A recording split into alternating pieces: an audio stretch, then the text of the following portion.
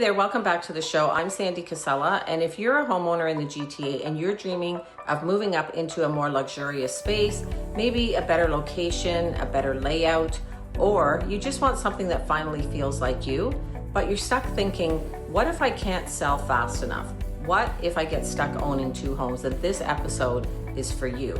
Because today we're going to be breaking down exactly how you can move up and buy that next home that you want without taking on massive risk and without feeling like you're gambling with your future. So I'm going to walk you through the exact move up strategy that my clients use, including some smart financing plays, some legal timing tricks, and even how we guarantee your home will sell or will buy it. We've also brought in 4 of our top professionals in their fields to give you their best advice. A mortgage expert, a real estate lawyer, a certified home inspector, and a luxury stager. Because moving up shouldn't be chaotic. It should feel clear, exciting, and definitely worth it. So let's jump in. So let's hear from Dean now, who is our certified home inspector. And he's going to talk about what move-up buyers often overlook when they are upgrading into a larger home. Some of these things may surprise you. Hi, Dean. How are you? I'm good, thanks, Sandy. How are you? Good, thank you. So we're talking today about specifically about people who are moving up and buying a larger home or a more expensive home. So, this is typically would be someone who is looking for, has kids or has had children and now they need a larger style home or a larger home. So we want to talk about the pitfalls of what they need to look out for. What are the most important things that they need to look out for when they're doing that?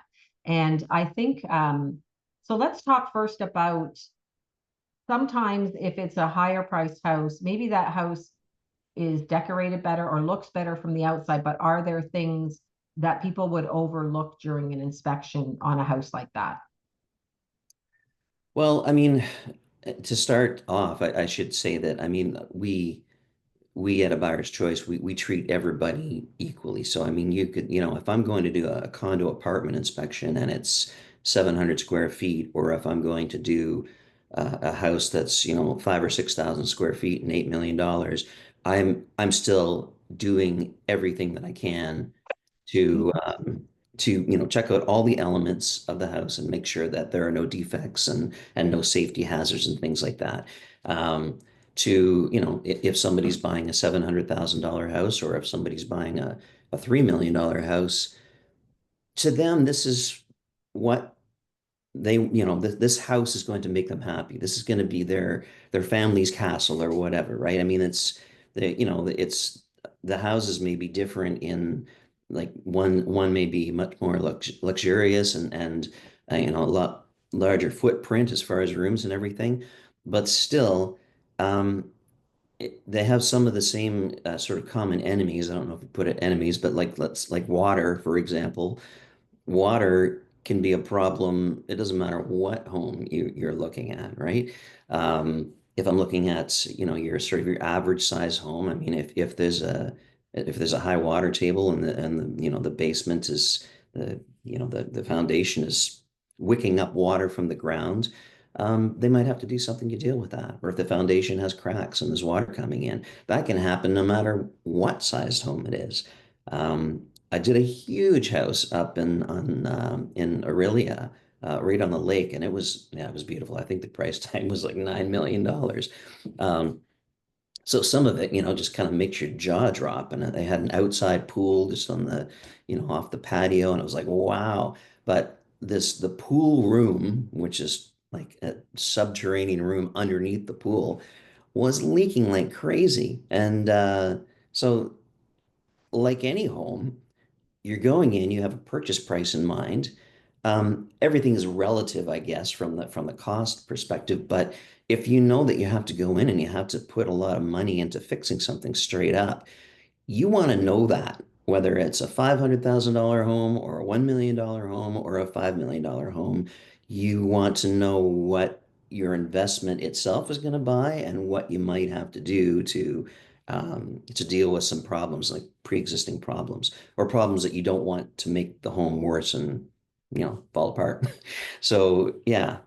the home inspection is it's basically going to be the same regardless of what how the price tag of the home. You're still looking for the same components.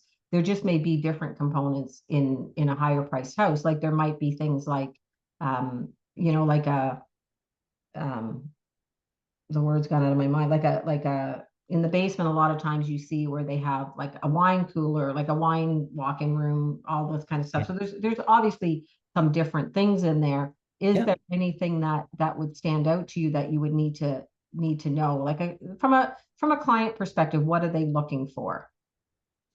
Sometimes from a price perspective, that also has to do with the age of the home.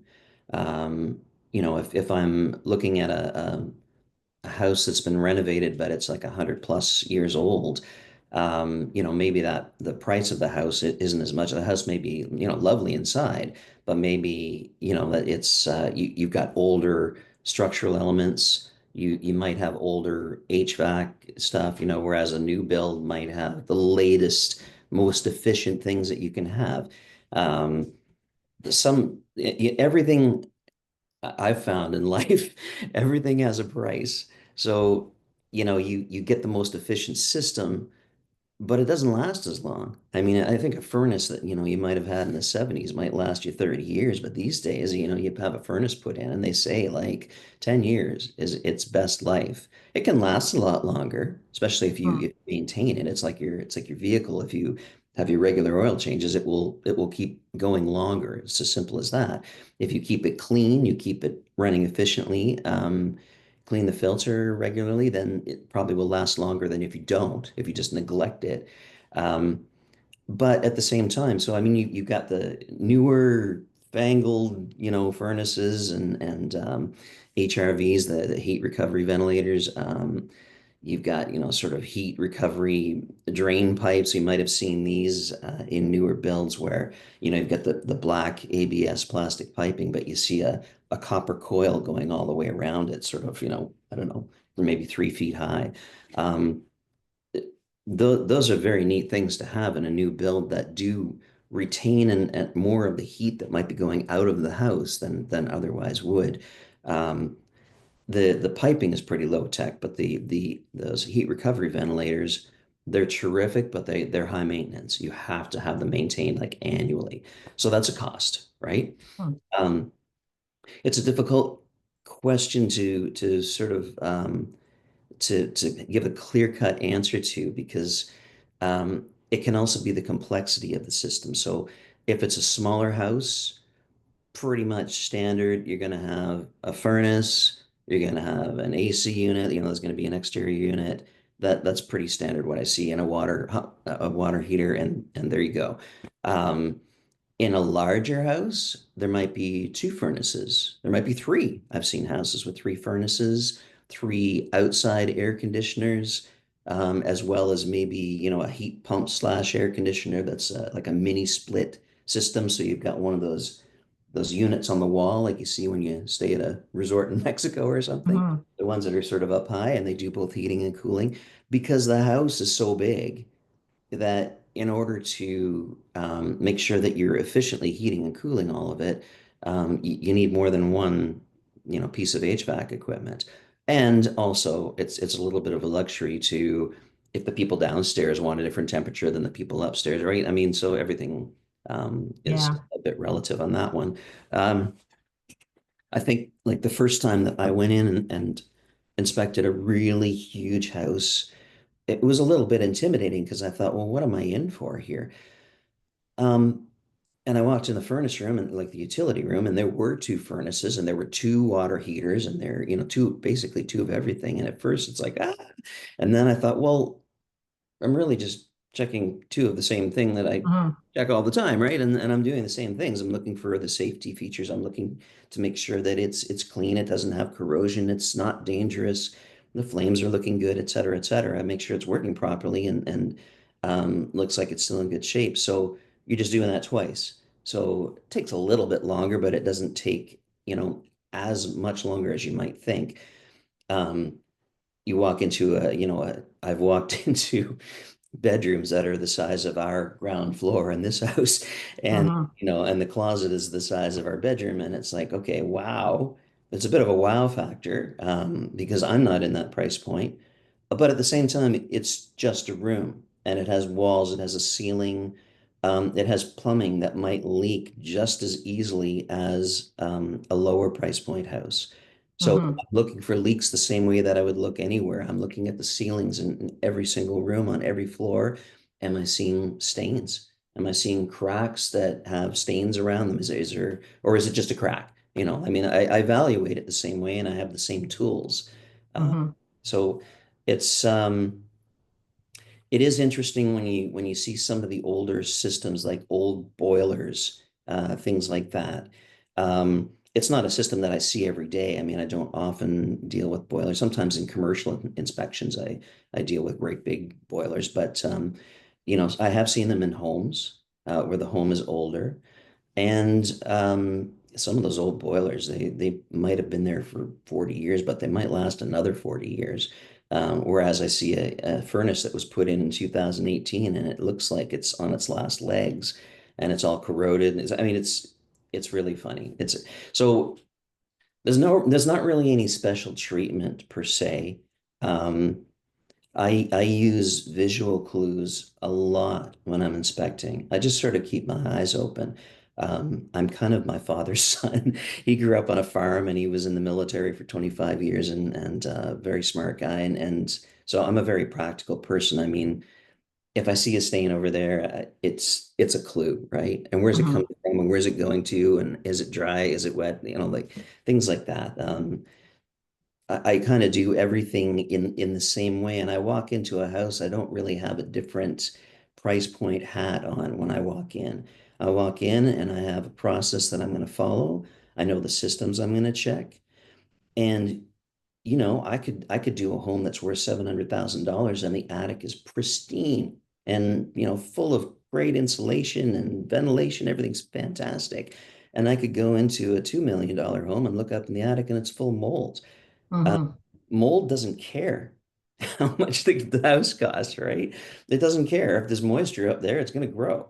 If your exhaust vent has fallen down, boom, and it's just exhausting into the attic, there's a good chance that you've now created an environment where mold can grow. So mold doesn't care, water doesn't care, like they're all they can all be pretty insidious and they're gonna happen and it's more a matter of what does it cost to fix. And like anyone purchasing anything big, is it worth the price, to fix it, and then you as a realtor can say, well, can we negotiate off for Yeah. this, or is that not a thing and we've already got the lowest price we're going to get, or whatever the situation is. Um, so yeah, I hope that answers your question. It's kind of a difficult one to put a black and white answer Mm-hmm. on, because I've seen Yeah. everything from soup to nuts. Yeah. So what I hear you saying is that it's the biggest thing is the basics, like knowing what the basics are, knowing what to look out for. And in some of the larger houses or more expensive houses, it's just a matter of maybe bigger systems or more systems that you have to look at and understand that are they in good working order, Yeah.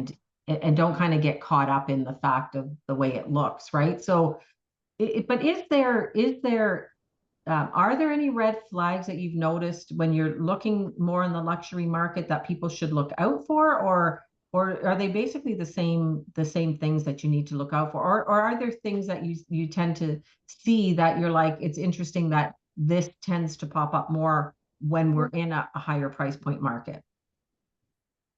I think, for one thing, in the really larger homes, you can sometimes have two kitchens or more. Mm-hmm. More appliances means more opportunities to go wrong, especially if you have sort of the main kitchen and then you have a full kitchen in the basement, and that's lovely. But if you don't have anybody living down there and you don't often use it, sort of neglecting those appliances, sometimes you don't know that one of your burners has stopped working. So I mean, I have to test everything to make sure that everything is working fine. I mean, there's some. interesting things that you see that you don't normally see, like in some of the luxury homes, like for instance, panic rooms. So sometimes, I always find that fascinating. So I go down the basement and I'm looking up this bookcase and there's this wire sticking out. And it's like, well, you know, pull the wire because it looks like it's a, like pull me kind of thing. Usually, I guess there's books in front of it. So you pull it and part of the bookcase pops out and there's this room. And, you're not told that when you go into the inspection. So it's kind of fun to find. It's a little bit of a Mhm. mystery. I was in one house where actually there's that one I was telling you about in Aurelia, that $9 million home. The ensuite bathroom attached to the master bedroom had had these sliding doors, almost like Star Trek, that would, if you walked up to it, there was a sensor and it would go whoosh, and you walk into the bathroom and it would whoosh, and so I got asked the question by the buyer, is there a way to turn that off? I've never seen a bathroom door like that before, to be Mhm. honest. But it's a perfectly valid question. I mean, if you're going to have that kind of door, you want to know what the features are. So, in that case, I mean, I really didn't know, and I said, that one probably ask the seller, and they should know whether you can kind of, you know, switch it to manual or whatever. Um, Bigger systems, bigger stoves, bigger everything, leaves more space for things to go wrong. More plumbing means more opportunities for joints to fail. Um, I'm not saying the luxury homes aren't well built. I'm just saying, Yeah. as a practical matter, all of these things are engineered to work as they work. I mean, I don't think that your plumbing in a luxury home is any better engineered than your plumbing in another home. Well, I mean, sometimes the plumbing's not It as could. Yeah. Yeah. Yeah. good a material, but it still can fail, right? So you still have to watch out for those things. You can still have damage to your home no matter what kind of home that you have. Um, the other thing too is just from a mindset perspective. I think people, they think, well, there's no way this home could have anything wrong with it. Hmm. Sure, it can. There could have been a flood. I mean, there could be plumbing, having like the living room ceiling could be caving in or near that because there's Hmm. a flood in the plumbing from the bathtub above, from one of the six bathrooms on the second floor. You don't know, and that's what our job is. Yeah. And yeah, I mean, I haven't seen a home yet, put it this way, regardless of price point. I have not seen a home yet where I haven't had something to put in red as a defect, and usually at least a few things in the executive summary that these things you should probably try to deal with urgently. Are they huge things? Maybe not. Maybe they're safety things, right? You don't have the right electrical outlet for a place where your hands could be wet, like one of the GFCI outlets. It could be something like that. Yeah. Um, but yeah, definitely. I mean, a larger roof means more space for shingles to blow off. A flat roof looks beautiful, but there's opportunities for water pooling and yeah, different things have different issues. We try our very best. We're trained in a lot of the stuff, but a lot of it again is, I think, as we talked about in the last podcast, a lot of it is experience. You can learn so much in a classroom, no matter what, I think, career path you're on, but the experience of getting out there and seeing some of the things that can actually be there, um, it gets added to your toolbox, right? So yeah. Yeah. So I think the biggest thing is it's to make sure that you're having a very thorough home inspection with someone who's experienced and knows what to look out for. So I think that's really just the difference between the price point, because I know that you treat every like us treat every price point the same. It's not like Yes. you're getting better service or we're doing things differently. It's more a case of it has to be thorough and you have to know the things to look out for. So I think that's probably the biggest thing in terms of whether if you're moving up into a larger house, that's what you need to look out for. And then I think that also like kind of leads into the fact that another important issue around this is not only the home inspection of the house that you're buying, but possibly having the pre-inspection on your own house to know that there's not going to be surprises down the road once the person puts an offer in, right? And it's a really good it's a really good how do I say, like it's it's a good experience for a buyer to do this when they're buying a house, to understand what is a buyer looking at when they come to see my house and what are the issues that could potentially come up. Because I think a lot of times what happens is we maybe have, something quirky in our house that we just live with and we're just used to it and we just live with it. Well, that might be a big issue for a buyer. And sometimes Yeah. the seller will think, well, that's no big deal. I've been living with it forever. When they've gone through the experience of buying and see that, okay, this is how a buyer looked at it, it's a good experience for them. So I think maybe talk a little bit about that, about the pre-inspection on the home that they're selling, because that can have a big impact as well. Absolutely, because I mean, if it's something major that they don't know is wrong, then just like when you as a realtor are in sort of buying agent mode, you're going to come back and say it's going to cost $8,000 to deal with that issue in the attic or whatever, right? You're going to start. Yeah, So I mean, yes, that's going to impact their overall bottom line with the selling and the buying part of their equation for sure. yeah. So the pre-listing inspection, yeah, that really is a great tool. Um, Not everybody does it. I find that a funny thing, but Mm, usually when I go into it, I say to the seller, and to the listing agent, I am going to I'm not going to pull any punches here, right? I mean, I mm, shouldn't anyway, ethically, but just so they know, it's much better for you to know what might be wrong than for me to say, yeah, look too bad, and then you're totally blindsided yes. when the buying realtor comes in and says, hey, that's a huge issue. Well, I don't want you to, I don't want the seller to have to deal with that. Yeah, I want them to know exactly what they're dealing with. So, yeah. I don't overstate things, right? I think as we talked last time, I'm not really an alarmist kind of person, Mm, but I mean, I'm going to tell them like it is. I mean, the better for them to know everything that, because there's a good chance whatever buyer's coming in, they're going to have a buying inspection. It's a different inspector. Um, but I would like them to know anything that the buying inspector might come in and say, I found this. yeah, And, maybe it'll kind of help mitigate the situation too, if they happen to have a buying inspector who is an alarmist and, makes a mountain yeah, out of a molehill. It might help if the way that I word it to say, as a practical matter, this is this, and, these are the potential, and this is what you should do. yeah, Yeah, so I mean, but yeah, the pre-listing inspection can be super helpful, especially when you are trying to figure out your entire financial picture for the buying and yeah. this. Yeah, 100%. And there's a lot of times where a seller that legitimately doesn't know about a problem, right? Like where you said about, maybe absolutely.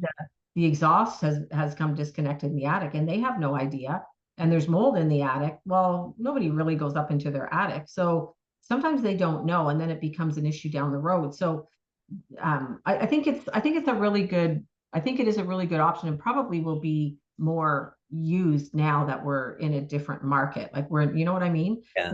We're in a more of a buyer's market now. So I think it's really good to present the house in the best light, and people know coming in that the house is sound and it's had a home inspection. That the seller can take care of all those little things, so there's no surprises, because nobody wants surprises down the road. Yeah, because they can take care of the little things, and as well, and then they can say we've taken care of this. We Yeah, took it, and for the bigger things, you can price your house correctly. So that's a realtor to kind of help make that decision to price that correctly for the things that are there. So you can say, you know what, we're aware of that, whatever it is, crack in the foundation, the yeah, house is priced accordingly.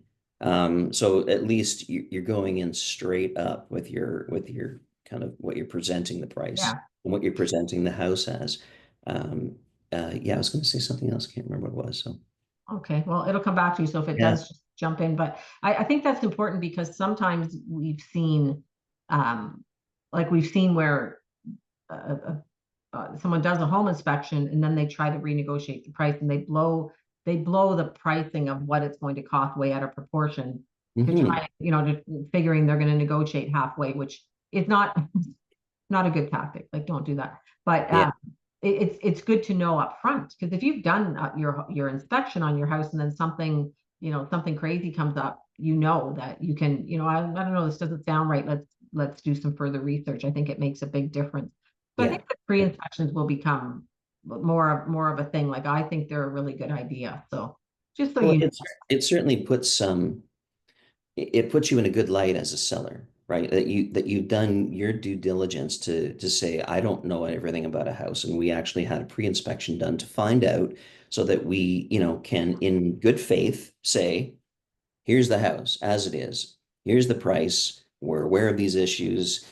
That really is a good way to start any negotiation, I would think. Yeah. But I do remember what I was going to say is that, when you mentioned about the exhaust vent in the attic, things like that, right? There are times when I definitely have got the impression, and I don't judge. I've gotten the impression that, people have specifically tried to hide a problem. Mm. I think I've done a couple of videos on my Instagram about that. But I honestly think, of course, this tends to be my particular compass anyway. I tend to think of the good in people. I don't, I think that most of the time, like when are you ever going to go up in your attic? Unless it's the kind of attic that is finished and you can go up there. If it's the kind of attic that is just rafters or truss work and insulation, you can't go hang out up there and you wouldn't want to. Um, Mhm. you have no reason to poke your head up there unless you're a really diligent person. You're just not going to think of it. How are you going to know if your exhaust vent Yeah. fell off? You're not going to know. Um, so I think half the time, more than half the time, the seller is as shocked as anyone to find out that there's mold in the attic because there probably wasn't mold when they moved in.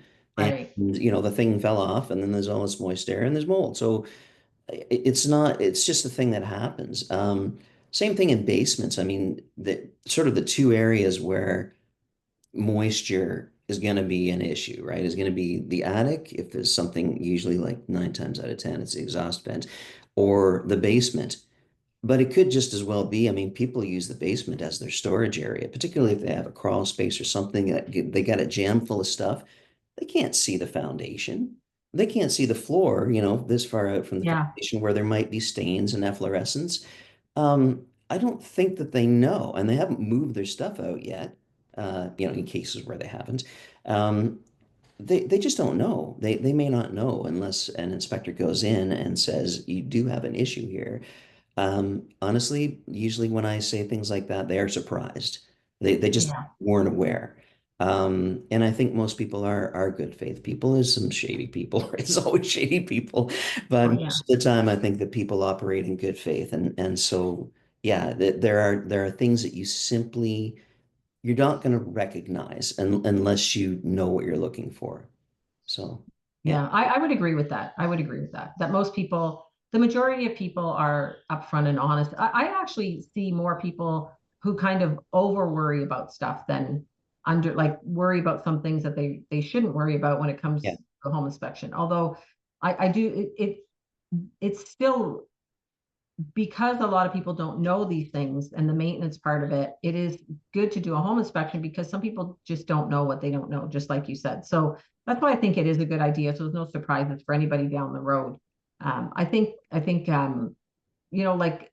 we have a lot of building codes here, a lot of things like that. So even in a new house, I think there needs to be a home inspection for sure. Because some people think, well, it's a new house. Why do I need to do that? But I think it's still important to do it in a new house. There can be problems there, just like there could be in any house. So maybe speak to absolutely. that a little bit, like on newer properties. Oh, sure. Yeah. I mean, newer properties, a few things. For one thing, I kind of haven't figured out the bugs yet.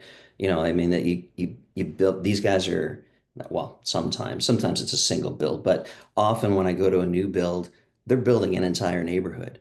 So, they're going through like boom, boom, boom, boom, boom, boom, boom, that, a Hmm. whole bunch of people working, a whole bunch of people. Everything is not going to go perfectly.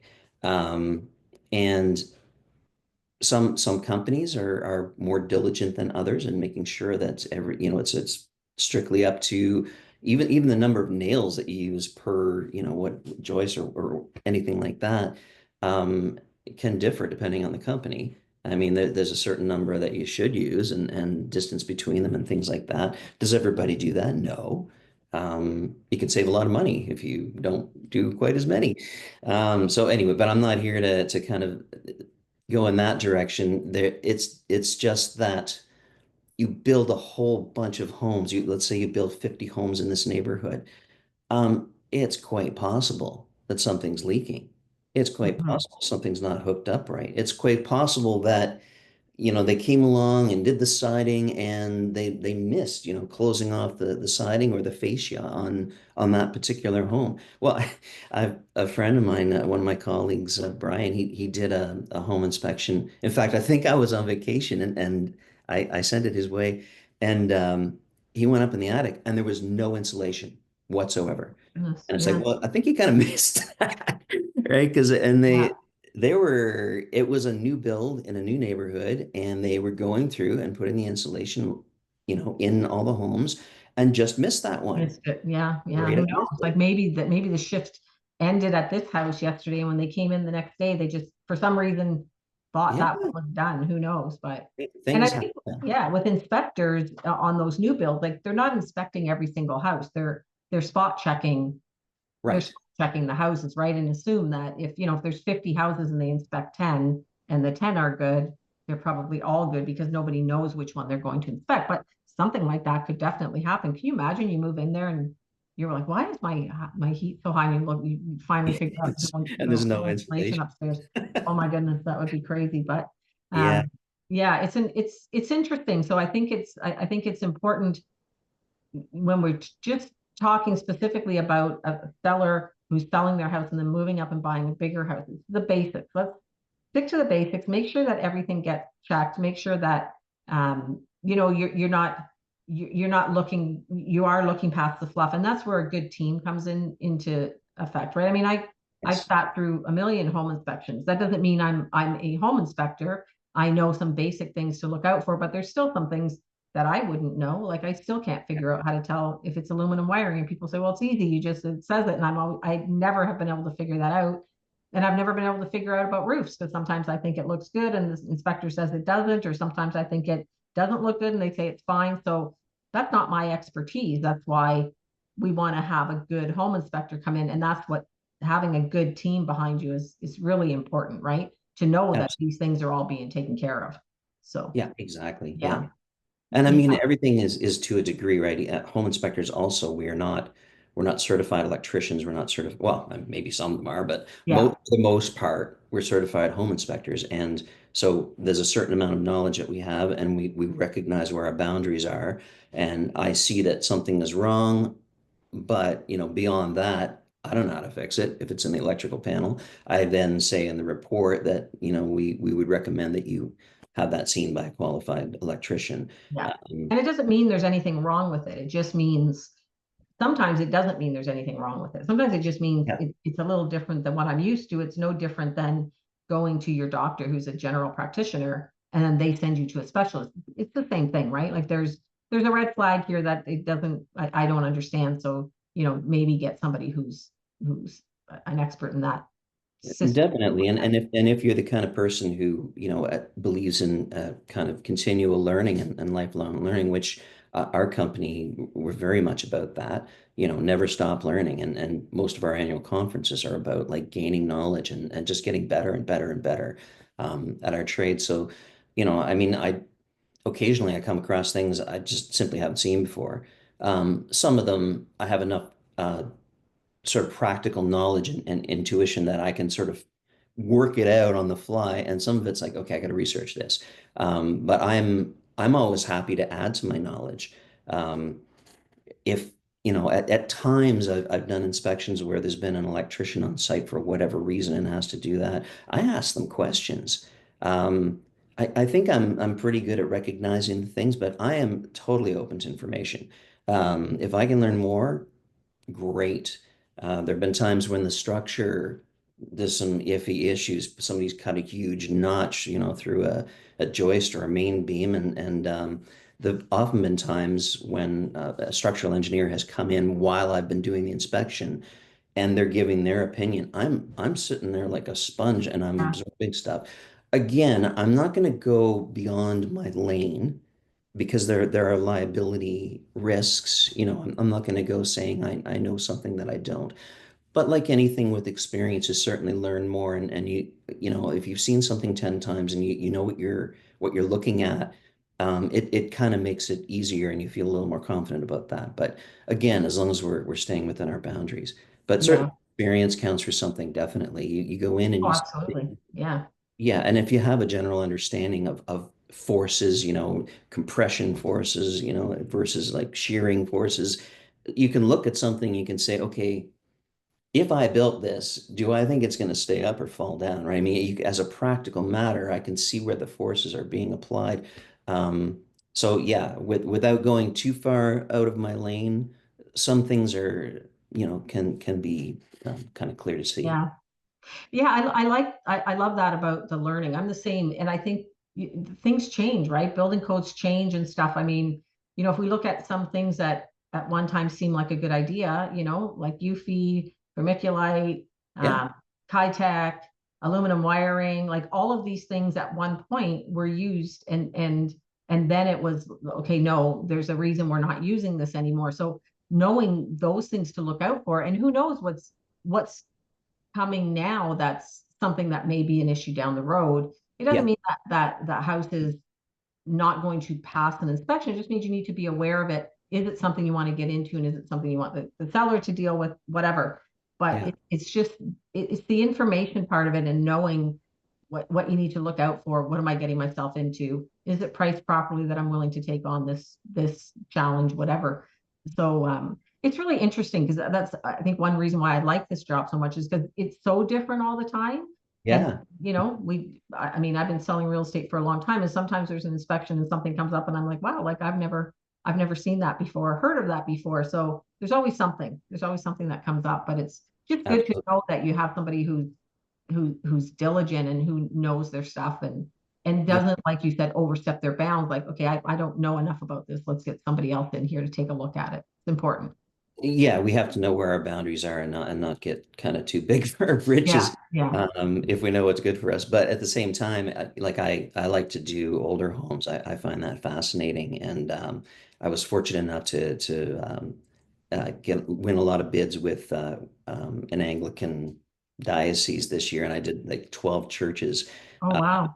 and some of them were built like some of them were built in 2004, but some of them were built in 1835. So it's I've seen everything under the sun, including like geothermal systems and then an old boiler in the other church. I mean, I've seen everything, and some of those old components, the structural components where they built the original foundation and whatnot, there's no way they were building that to any particular modern Mhm. standard. So you have to look at it within that context and what does it look like? What have they done to sort of make sure that everything's still, and sometimes it's pretty clear that they've taken some measures to ensure that this thing is still very, very sound, very supported.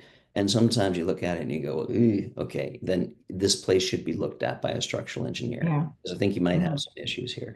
Um, I find those kinds of things interesting because most of my inspections in a week are, pretty much the same thing and Yeah. pretty much the same structural elements. And I'm just making sure that nobody's done anything silly, right? Like cut through a joist, like those kinds of things. Mhm. But when you're looking at older elements, like I said, some of it's old stone foundation. The old wooden beam, and it's beautiful in its way. I find that stuff fascinating. Yeah. Well, you'd love my house. My house is, Oh yeah. I live in an old farmhouse, so it's like 120 Okay. Yep. odd years old. So there's lots Nice. of interesting things in this house that come up sometimes. So Yeah. Yeah. very funny. Um, yeah, no, that's great though. I thank you very much for doing this. I think it'll be You're very, welcome. and yeah, as always, always a pleasure to talk to you. And we love working with you because we know the quality of work that we're going to get, and we don't have to worry about something coming back down the road that was overlooked. So that's always I great. appreciate that. Thank you so Yeah, much for that. Yeah. thank you. Thank you so much for listening. And if this episode helped you feel clearer about your move up strategy, Please share it with someone you know who's thinking about upgrading too. And don't forget to download your workbook. You can also book your planning session and subscribe for more episodes. Next month, we're diving into the top luxury features that buyers are demanding in 2026 and how to make sure your next home will stand the test of time. Thanks again, and we'll talk soon.